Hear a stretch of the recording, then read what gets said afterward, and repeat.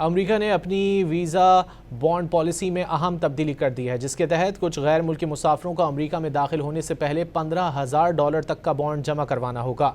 अमेरिकी महकमा खारजा का कहना है कि नए ममालिक को इस फहरिस्त में शामिल किया, जिससे कुल तादाद 38 ममालिक हो गई है।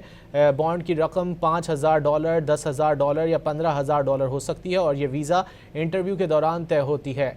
बॉन्ड जमा करवाने का मतलब ये नहीं कि वीज़ा मिल जाएगा, लेकिन अगर वीज़ा ना मिले या मुसाफिर कवानीन के मुताबिक वापस जाए तो रकम वापस मिल सकती है।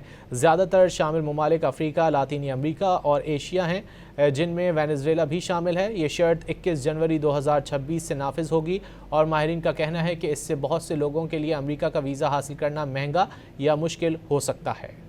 अमेरिका ने अपनी वीज़ा बॉन्ड पॉलिसी में अहम तब्दीली कर दी है, जिसके तहत कुछ गैर मुल्की मुसाफिरों को अमेरिका में दाखिल होने से पहले $15,000 तक का बॉन्ड जमा करवाना होगा।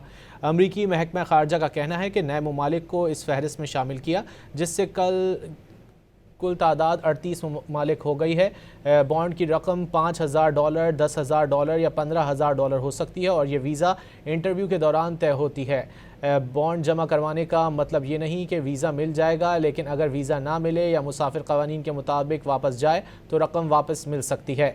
ज़्यादातर शामिल ममालिक अफ्रीका, लातीनी अमरीका और एशिया हैं, जिनमें वेनेज़ुएला भी शामिल है। ये शर्त 21 जनवरी 2026 से नाफिज होगी और माहिरीन का कहना है कि इससे बहुत से लोगों के लिए अमेरिका का वीज़ा हासिल करना महंगा या मुश्किल हो सकता है।